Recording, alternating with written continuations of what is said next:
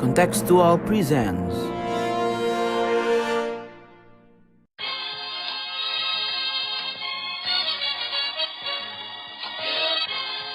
Sondern wir schaffen uns unseren Staat! Mr. Gorbachev, open this gate.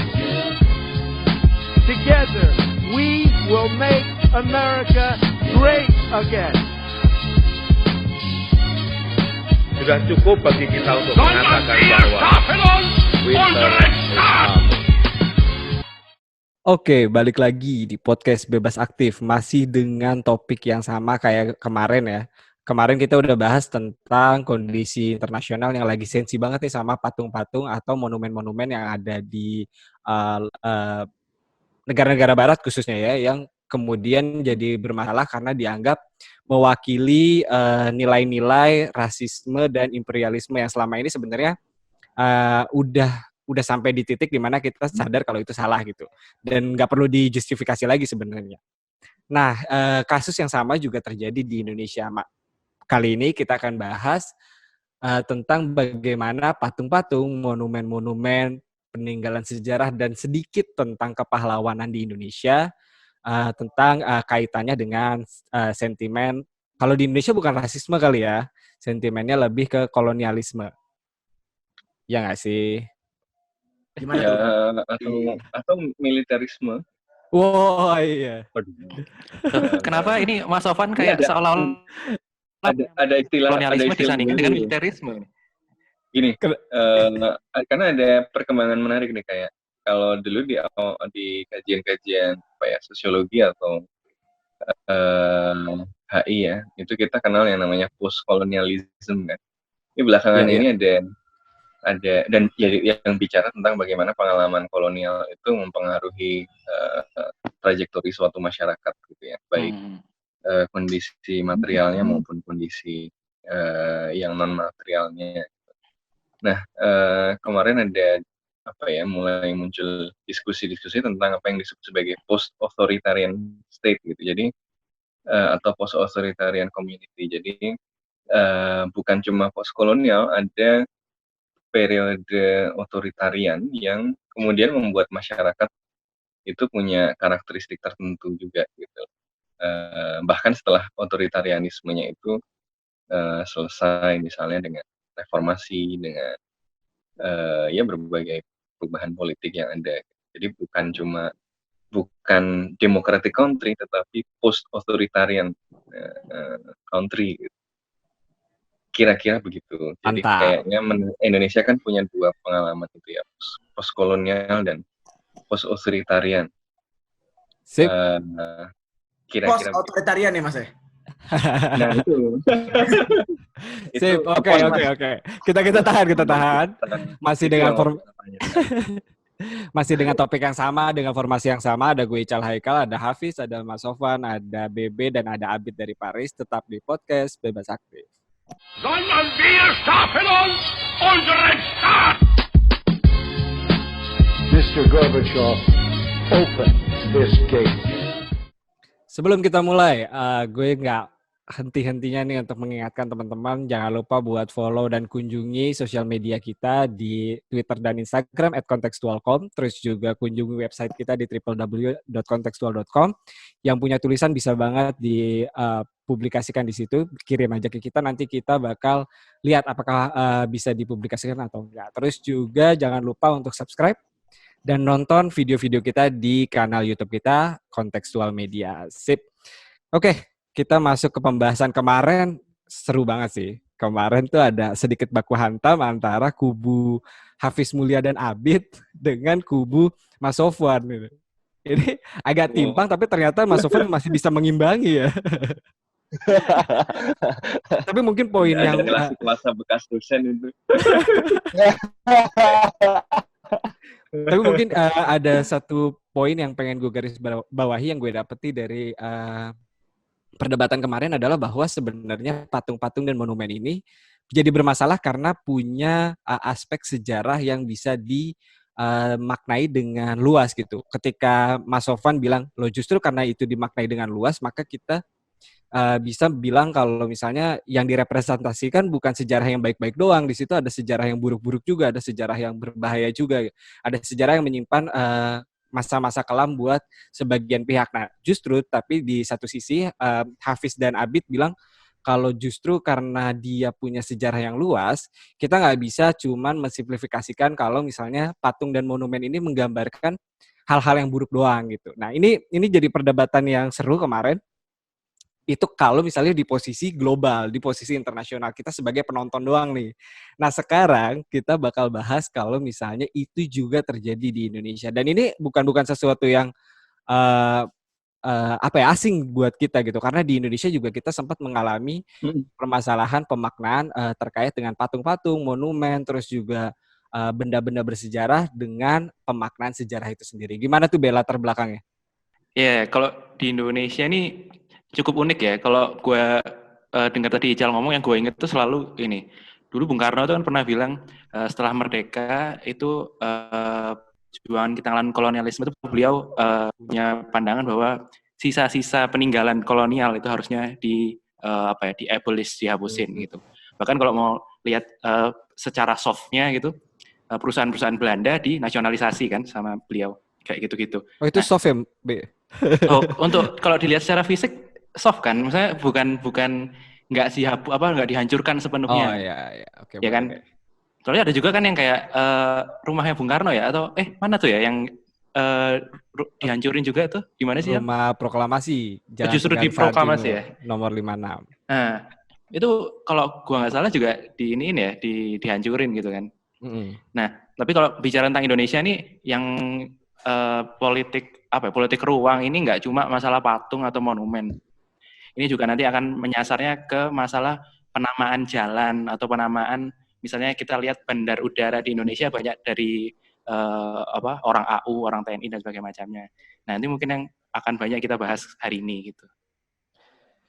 Oke, berarti keywordnya adalah politik ruang kali ya, kalau di Indonesia bahasannya. Nah, gimana tuh? Itu emang di mana-mana yang kemarin kita saksikan itu bukan cuma persoalan patung itu merepresentasikan sejarah apa ya, tapi politik ruang seperti apa yang dibangun oleh patung-patung itu atau tindakan penghancuran terhadap patung itu. Jadi kalau kita ingat lagi tulisan yang Gramsci, Prison Notebooks, ini musuhnya fasis juga, nggak cuma Churchill ya, musuhnya fasis. Jadi Gramsci nulis di Prison Notebooks itu tentang struktur material dari ideologi, the material structure of ideology gitu ya, yang dia jelaskan sebagai struktur ideologis dari kelas yang berkuasa itu di organisasi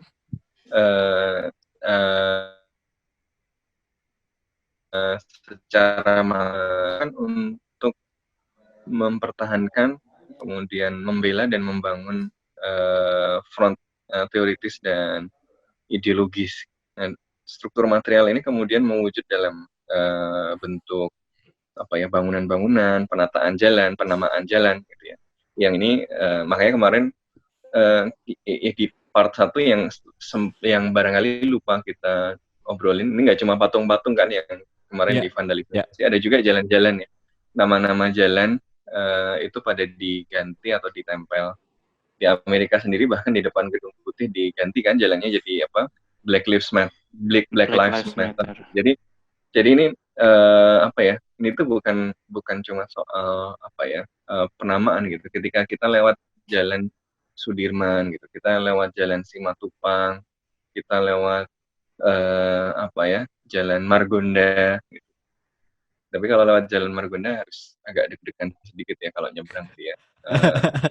Tapi dengan penamaan itu bukan sesuatu yang netral kayak ini ada jalan kita namain apa ya gitu ya. Terus asal ngambil saja enggak gitu. Ada peran ideologisnya di situ gitu. Narasi atau struktur kekuasaan seperti apa yang mau dibangun. Makanya kalau kita mau lihat siapa yang berkuasa di suatu negara, ya kita lihat nama-nama jalannya atau simbol-simbol yang ada di sekeliling ruang publik gitu ya. Ya kalau nama jalannya banyak nama tentara, ya kira-kira ya berarti tentara pernah memegang kekuatan politik yang besar. Nah, penamaan ini kan juga penting. Ketika Soekarno jatuh dan pada masa Orde Baru itu pendukungnya banyak yang tiarap kan, banyak nama-nama misalnya ya namanya nama-nama umum, tapi begitu Soeharto jatuh ada upaya kembali mengangkat Soekarno, misalnya banyak nama-nama diulang lagi menjadi nama-nama yang kemudian diingatkan lagi ke nama Soekarno. Kan ada Gelora Bung Karno, itu kan nggak dulu namanya bukan GBK. GBK itu kan nama pasca Orde Baru gitu, Gelora Bung Karno. Jadi ada politik ya ruang di dalam di setiap negara, apalagi di negara yang kompleksnya seperti Indonesia itu yang ada pengalaman pasca kolonial, ada pengalaman otoritarian gitu. Jadi kayaknya memang kita lihat di sekeliling kita aja deh, di sekitar kita aja deh, kita bisa melihat kekuatan apa sih yang dominan di masyarakat kita dengan melihat penamaan jalan dan patung-patung. Nah, nambahin dari Mas Sofan tuh Abid mau ini ya? Mau baku hantam, mulai baku hantam lagi ya? Enggak baku hantam. Nambahin kalau ini. Memang politik memori itu selalu diabadikan dalam monumen-monumen, dan dalam kasus Indonesia itu ada dua alur yang menarik.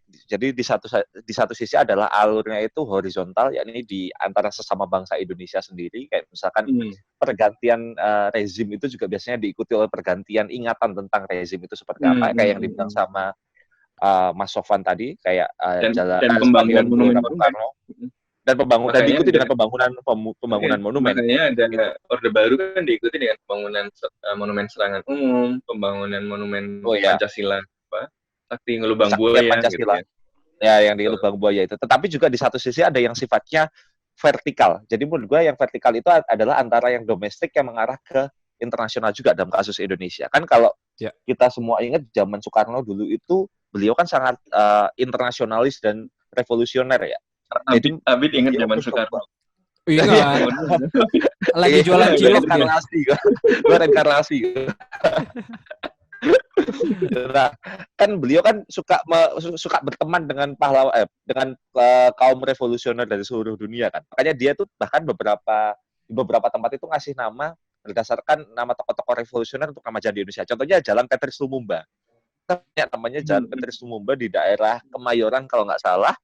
Beliau kan tokoh di Afrika tuh, salah satu tokoh revolusioner di Afrika. Tapi setelah Soeharto masuk ke pemerintahan, dia ganti itu jadi nama Jalan Angkasa. Nah, tapi itu proses untuk menghapus. Iya, itu sama kasusnya. Bahkan meninggalnya juga cukup tragis juga tuh. Nah, nanti teman-teman bisa dicek. Kalau saya dia di Kongo ya, Kongo atau Central African Republic. Oh, Kongo. Dikudeta sama CIA. Ya, mungkin ya, sama Mobutu Sese Seko kalau nggak salah. Nah, yang dilakukan oleh Soeharto adalah karena itu dianggap beraliran kiri, akhirnya dia juga menghapus ingatan internasional kita mengenai siapa itu Petrus Lumumba. Jadi gue nggak yakin sih kalau ada orang-orang yang di generasi sekarang tahu ada Petrus Lumumba. Padahal kalau ada jalan itu, berarti menautkan antara identitas nasional dan perjuangan yang relevan pada saat itu dengan perjuangan lain yang terjadi di belahan dunia yang lain. Nah, ini kan seperti melakukan dislokasi terhadap memori kan. Yang menurut gua ini pada masa-masa sekarang ini kayaknya juga terus berlangsung nih, antara klaim mengenai kiri, kanan, internasionalis, lalu komunis, ideologi yang berbasis agama atau apapun, ini selalu ada upaya-upaya untuk melakukan dislokasi solidaritas dalam bentuk politik ingatan itu tadi. Ya makanya suka ya tadi rebut-rebutan. Ini gedungnya dinamain apa, patungnya dibuat patung apa gitu ya. Bahkan cerita-cerita tentang sejarah pun kan ya berubah-ubah juga gitu. Pahlawan serangan umum sebenarnya siapa sih? idenya Soeharto atau idenya Sultan misalnya. Itu aja kan ya terus diperdebatkan gitu. Kalau menurut Hafiz gimana, Hafiz?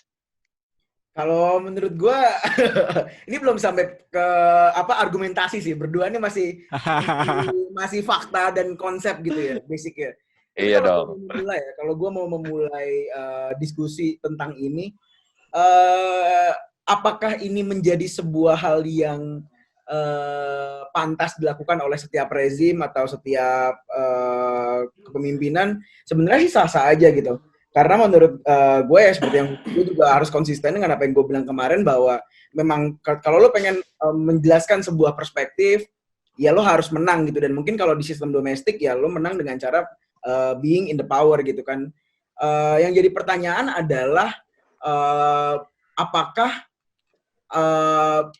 politik ruang atau diskursus yang ingin dibangun dari monumen kah atau nama jalan itu sesuai dengan nafas si komunitasnya gitu, sesuai dengan nafas si masyarakat yang di sekitar gitu. Kayak gue nggak tahu ya, tapi mungkin semenjak era reformasi Jalan Soekarno-Hatta atau segala hal yang berbau Soekarno-Hatta mungkin hidup lagi gitu kan, di berbagai daerah, nggak cuma di Jakarta. Dan kalau misalnya gue melihat ya itulah berkah, mungkin kalau gue bilangnya berkah ya, dari turunnya diktator pada masa tersebut gitu. Tapi apakah narasi tentang Soekarno-Hatta ini dibangun dalam ruang yang demokratik atau ruang yang sebenarnya otoritarian baru, itu masih dalam perdebatan yang menurut gue jadi bermasalah kalau kita ngelihat situasinya sekarang gitu sih. Kalau gue mau mencoba diskusi, what I'm trying to say is bagaimana di Indonesia, ini kan kita ngomongin di Indonesia ya, politik ruang itu harus gak sih menandakan bahwa ada rasa otoritarian gitu di dalam politik ruang tersebut, atau sebenarnya hanya bagian dari demokrasi yang ingin berusaha mengingat sejarah di masa lampau.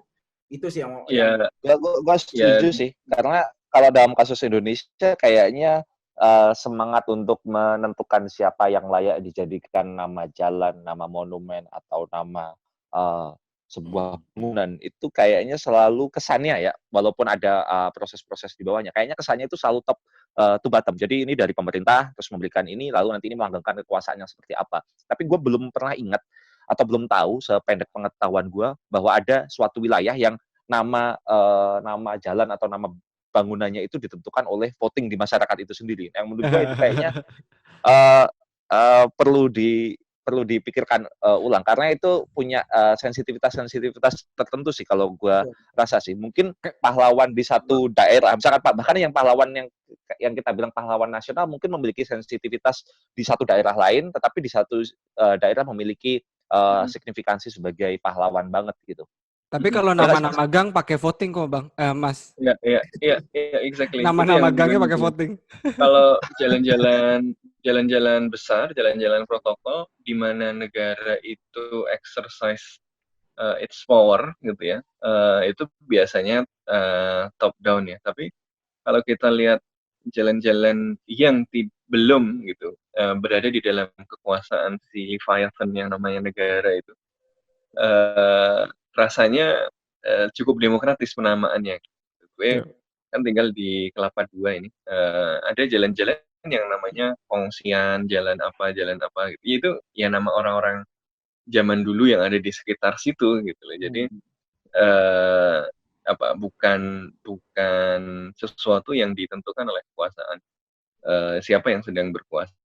Tapi menurut gue poin Hafiz tadi soal ini demokratis atau otoritarian, ya dua-duanya itu adalah bentuk politik ruang gitu. Ya politik ruang yang didominasi oleh satu kekuatan dominan, atau politik ruang yang situasinya adalah kontestasinya relatif lebih bebas. Gitu. Tetapi this is politik ruang juga gitu. Cuma beda struktur permainannya aja. Dan kalau kita lihat, negara menjadi sangat agresif kalau di ruang-ruang yang memang dia dianggap penting sebagai cara untuk menunjukkan bahwa dia itu omnipresent gitu, ada di mana-mana. Tapi kan dia nggak sampai ke gang-gang kecil, dia ya biasanya di jalan-jalan besar aja. Dan ada yang menarik juga, nggak cuma penamaan juga, kayak kenapa kita nggak punya tram lagi gitu ya, kayak zaman Belanda dulu kan kita punya tram, kereta. Ini kan salah satu alasan kan juga politik ruang juga gitu. Karena itu dulu warisan kolonial ya dibongkar, diganti dengan jalan-jalan raya yang besar. Jadi ya selamanya memang akan menjadi arena kontestasi gitu ya. Dan kontestasinya ini nggak cuma negara sama rakyat. Seperti tadi bilang sama Abid, kadang-kadang banyak yang horizontal juga. Kayak baru-baru ini kan ada kabar yang ada Gubernur Jawa Barat sama Gubernur Jogja ini saling menamakan nama daerahnya dengan nama tokoh dari Sunda dan dari Jawa. Sebelumnya itu kan haram gitu. Di Jawa Barat, di Bandung ada nama Jalan Gajah Mada, itu kan nggak bisa gitu, karena ada ya sejarah hubungan antar Jawa dan Sunda zaman dulu yang membuat nama Gajah Mada itu sulit diterima misalnya di Bandung atau di Jawa Barat. Tapi kemarin kita dengar berita ya ada mulai dicairkan. Nah, ini kan menunjukkan bahwa proses ini juga proses yang dinamis ya, sangat bergantung pada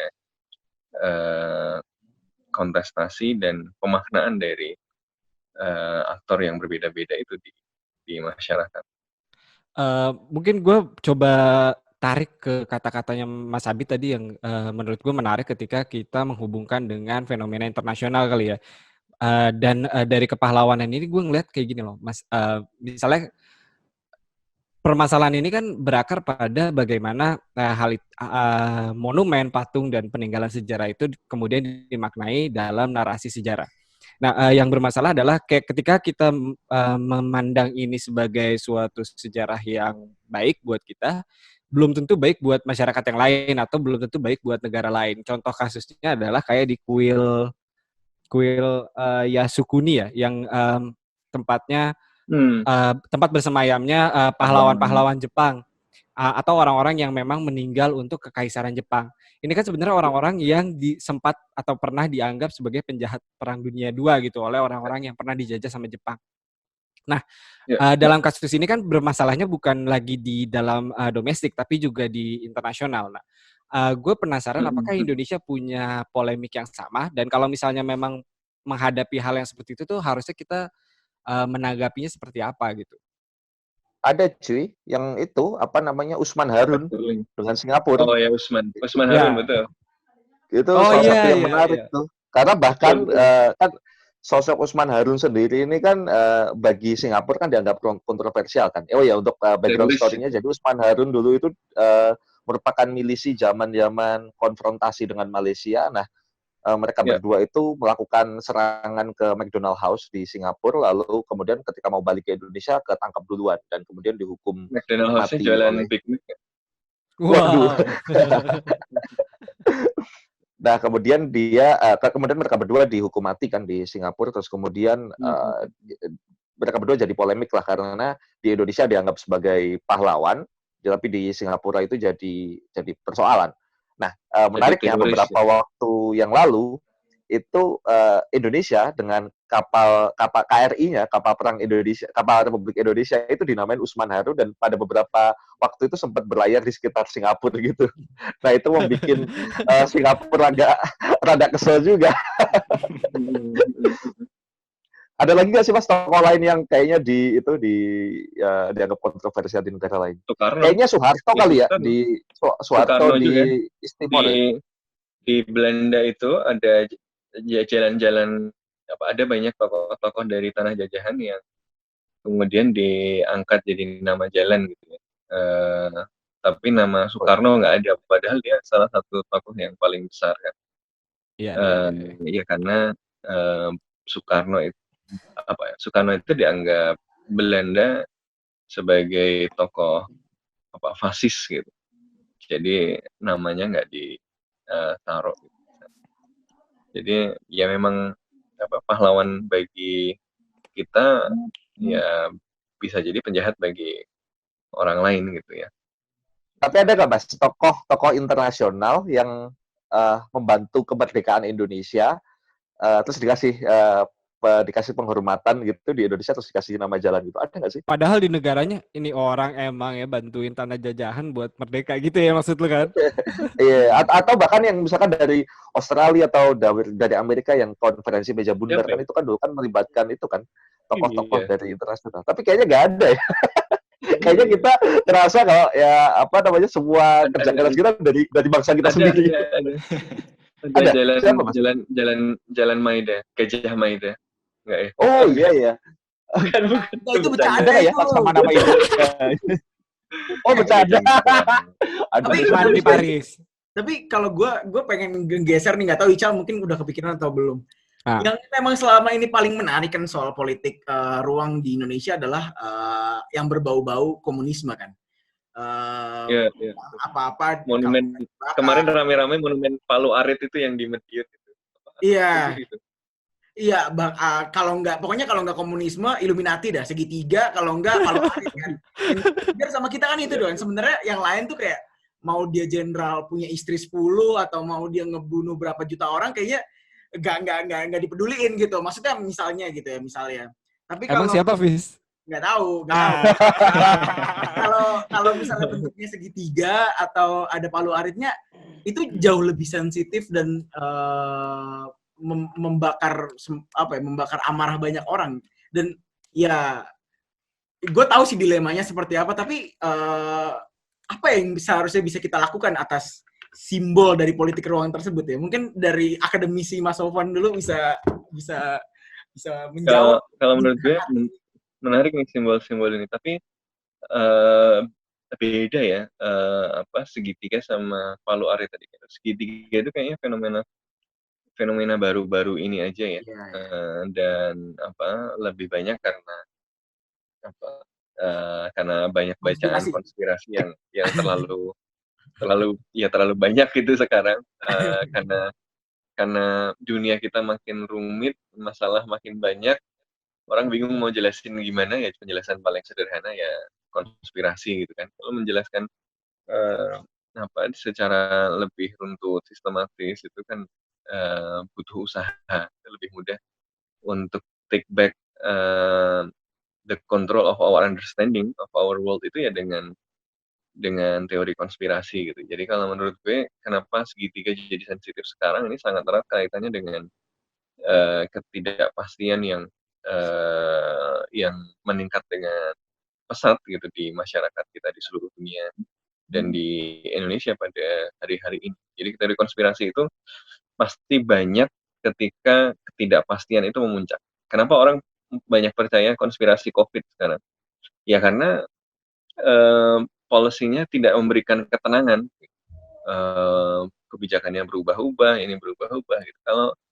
Kalau yang di sekeliling kita ini sukar sekali dijelaskan, ya orang akan cenderung cari penjelasan yang mudah dan jelas. Makanya Hafiz sama Bosman populer Bosman gitu kan.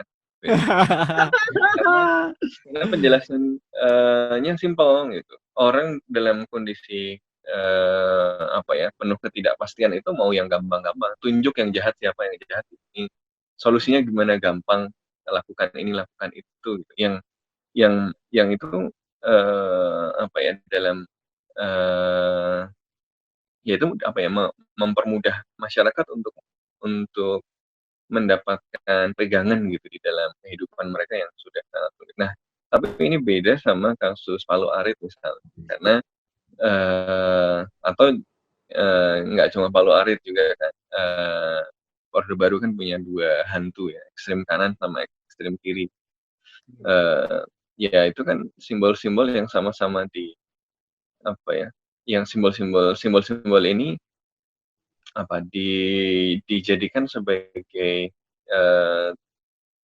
hantu atau tanda bahaya yang kemudian membuat orang merasa terancam keberadaannya atau eksistensinya ketika dia melihat simbol itu. Jadi ketika lihat paru arit, yang dilihat itu bukan cuma paru aritnya gitu kan, yang dilihat adalah narasi bahwa ini adalah kekuatan yang misalnya mengancam keberadaan kita sebagai sebuah bangsa. Nah, ini kan narasi yang dibangun dalam jangka yang panjang gitu kan. Jadi kenapa kemudian publik kita sangat sensitif dengan hal itu? Ya itu bukan karena publik kita saja gitu. Ada apa ya? Ada pembangunan secara sengaja gitu, terhadap pemahaman yang seperti itu. Jadi ya ini bukan sesuatu yang muncul secara alamiah saja, tetapi dikonstruksikan, dibangun melalui pembangunan wacana, melalui pembangunan film-film misalnya, melalui penuturan dokumen-dokumen sejarah, ya bahkan melalui patung-patung juga yang lain. Makanya kan ada monumen-monumen yang menceritakan satu narasi tertentu, karena ini ya bagian dari yang memperebutkan memori tadi itu ya, Bib. Ya, itu sebenarnya selain kalau tadi kata Mas Afwan, ada yang mengkonstruksikan nilai-nilai itu dengan melalui simbol itu. Tapi sebenarnya kalau menurut gue nggak cuma dikonstruksikan, tapi kayak seolah-olah disimulasikan gitu ya. Ya kan, kayak seolah-olah jadi ada realitas baru bahwa misalnya kayak ini loh komunis tuh bangkit gitu kan. Padahal mungkin aslinya enggak gitu, tapi kayak disimulasikan secara terus-menerus. Terus ya akhirnya muncul hyper reality yang baru gitu, realitas yang baru gitu kan. Terus yang gue lihat lagi sebenarnya kan karena aktor yang bisa menentukan narasi atau simbol itu, kalau yang tadi Hafiz bilang kan berarti yang orang yang ada di power gitu kan, yang punya power. Nah kalau misalnya mau untuk mendekonstruksi terus kemudian mau rekonstruksi lagi, sebenarnya yang gue lihat di sini ada peran yang hilang di Indonesia. Itu perannya para sejarawan menurut gue. Saya kalau kasus-kasus tertentu di Belanda, beberapa jalan di Belanda itu banyak nama jalan yang diadvokasikan untuk diubah gitu. Entah nanti hasilnya berhasil apa enggak, tapi para advokat yang berusaha untuk mengubah nama jalan itu kelihatan gitu. Nah, kasusnya di Indonesia bukan berarti para sejarawan ini nggak mengadvokasikan. Kita nggak tahu gimana, tapi mungkin gitu. Mungkin suaranya ditutup, aksesnya ditutup gitu mungkin.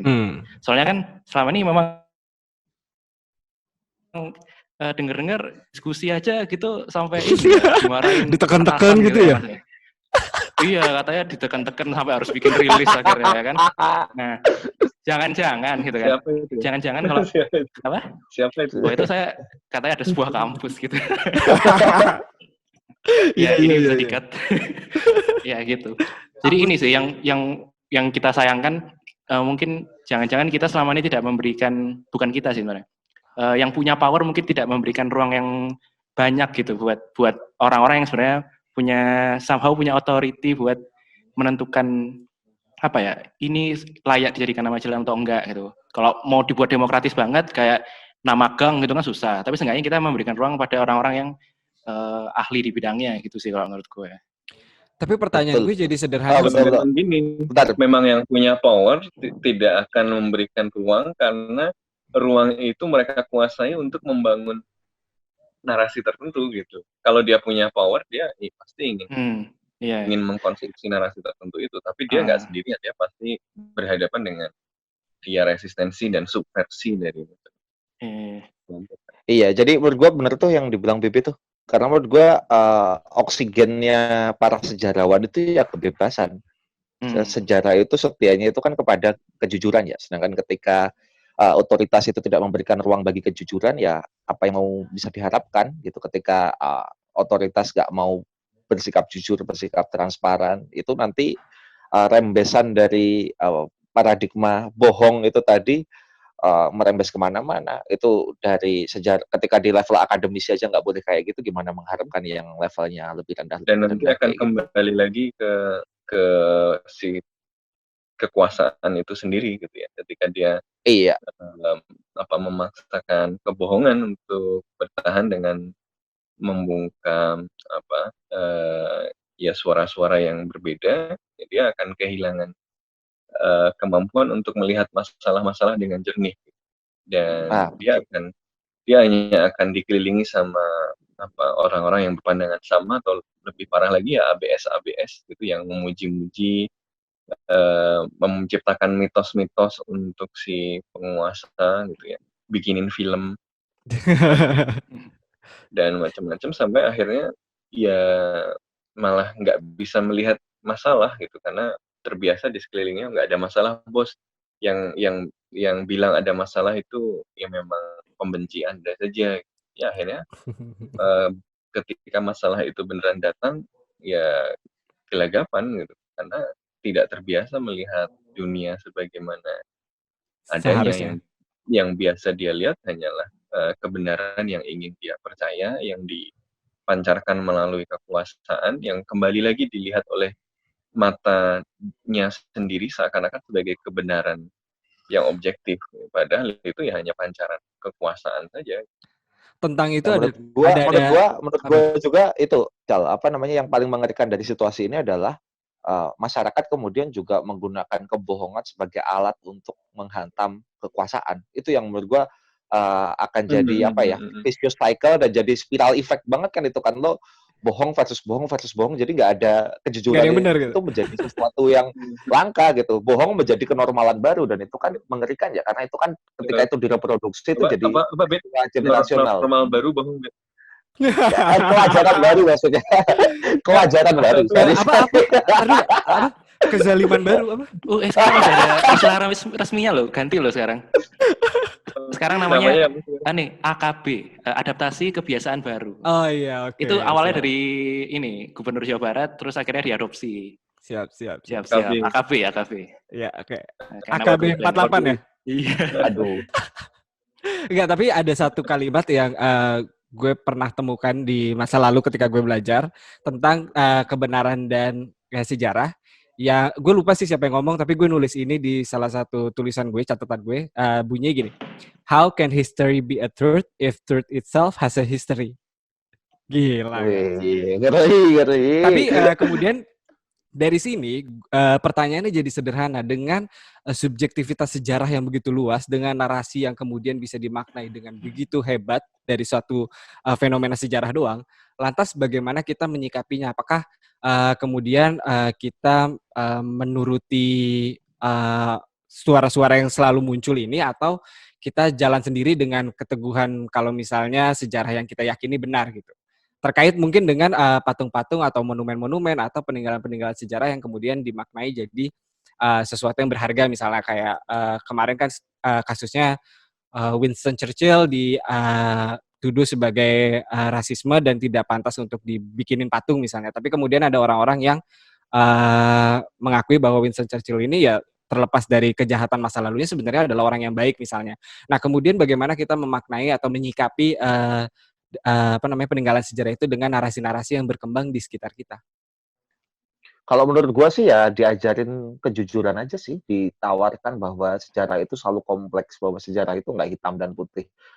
Gue selalu merasa kalau seheroik-heroiknya suatu peristiwa di masa silam, menurut gue yang heroik adalah ide dan peristiwa itu sendiri gitu. Bahwa figurnya mungkin iya bisa jadi heroik, tetapi ketika si figur heroik itu memiliki cacat sejarah juga, menurut gue juga perlu ditampilkan biar itu jadi pelajaran buat generasi-generasi selanjutnya. Kita nggak bisa terus-menerus untuk menutupi apa yang condet dari suatu figur atau beberapa figur misalkan hanya karena bahwa ya kan dia itu pahlawan, harus kita tutup-tutupi dong itunya. Kita ambil yang baiknya, kita buang buruknya. Menurut gua nggak kayak gitu sih. Menurut gua kita ambil baiknya, kita jadikan pelajaran buruknya. Bukan begitu, Mas Sofan?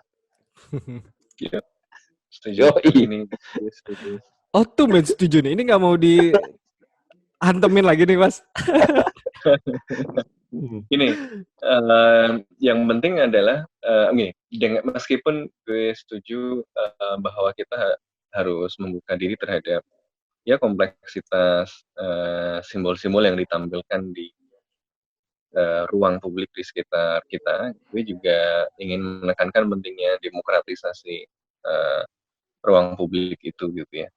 Jadi supaya kemudian ruang publik kita tidak ya sekedar diwarnai oleh satu arah saja gitu ya. Jadi mungkin menarik juga melihat hal ini gitu, apa yang terjadi di demo-demo Black Lives Matter ini kan sebenarnya dalam everyday politics kan juga terjadi gitu. Teman-teman yang suka coret-coret dinding mural gitu isinya protes dengan gambar-gambar kan sebenarnya juga apa ya juga sedang melakukan subversi terhadap politik ruang itu gitu sebenarnya. Dan ini sebenarnya hal yang menarik juga gitu. Masalahnya kan kalau kemudian ya keberagaman ekspresi ini tidak terfasilitasi dengan baik, kan yang terjadi adalah kontestasi yang terus berlanjut dan penentunya arbiternya adalah kekuasaan yang bisa menentukan legality dan illegality itu. Padahal kalau bisa difasilitasi misalnya mereka yang coba melakukan demokratisasi terhadap ruang publik dengan memunculkan simbol-simbol ruang tertentu lewat mural-mural itu kalau difasilitasi kan malah jadi bikin kota juga semakin semarak gitu instead of semuanya diseragamkan dan dihilangkan. Jadi gue setuju, tapi gue ingin highlight bahwa ya ruang itu ya bukan cuma ruang, bangunan yang ada di sekeliling kita, patung-patung yang ada di sekeliling kita itu ya adalah pembangun suatu gagasan, pembangun suatu sistem gitu, dan dia pasti dikontestasikan, dipersaingkan, diperebutkan secara politik. Dan karena itu menjadi penting untuk memastikan bahwa kontestasinya ini berlangsung secara sehat, tidak ditentukan secara sepihak oleh satu kekuatan yang dominan yang kemudian membuat kita berpikir dengan cara yang sama, melihat sejarah dengan cara yang sama, melihat dunia dengan cara yang sama yang kadang-kadang tidak mencerminkan kebenaran. Mantap. Hafiz, ada statement terakhir? Ini kayaknya kita closing sampai di sini aja kali ya. Udah cukup lah, Mas Sofwan udah all encompassing. Tapi berarti kalau misalnya gue boleh tarik satu benang merah dari fenomena yang kita hadapi di dunia internasional maupun di domestik kita adalah bahwa semua ini seharusnya kita maknai sebagai yang pertama mungkin bahwa sejarah yang kita baca atau kita lihat hari ini mungkin ada banyak pengaruh kekuasaan di sana, ada politik-politik yang bermain di balik itu semua, ada hal-hal yang coba dititipkan oleh para penguasa ini di balik kebenaran atau di balik sejarah yang kita yakini benar adanya. Terus juga mungkin solusi yang kita perlukan bukan, gue nggak tahu sih ini, maksudnya bukan apa yang kita hadapi hari ini doang, bukan mungkin pada satu titik tertentu kita perlu menghilangkan simbol-simbol itu. Tapi poinnya nggak sampai di situ. Poin yang lebih penting adalah bagaimana kita bisa menerima sejarah dengan lebih telanjang lagi, dengan lebih jujur lagi. Kalau misalnya sejarah itu punya pemaknaan yang luas, sehingga ketika kita melihat patung, monumen, atau peninggalan sejarah, kita bisa memaknai patung atau monumen peninggalan sejarah itu dengan pemaknaan yang lebih luas lagi, dengan narasi yang lebih luas lagi daripada yang ditampilkan dari si patung itu sendiri. Kayak gitu nggak sih? Gue sotoy aja sih ngomong. Setuju aja sih kita. Ngeri. Biar kelihatan pintar aja, padahal mah cuma menyimpulkan kan. Udah cakep udah. Oke, mungkin segitu aja. Semoga teman-teman bisa menyimpulkan dan bisa menimbulkan diskusi yang lebih luas lagi ya, terutama dengan perjuangan kita semua yang terus menuntut sejarah yang lebih jujur dengan keterbukaan informasi, keterbukaan dan kebebasan berpendapat sih. Jangan lupa untuk follow dan ikutin sosial media kita @kontekstualcom di Twitter dan Instagram. Terus juga tetap dengerin podcast Bebas Aktif di Spotify. Kunjungi YouTube channel kita di Kontekstual Media dan website kita di www.kontekstual.com. Segitu aja. Gue Ical Haikal, Hafiz Mulya, Sofwan, Abid, dan Budi pamit. Bye.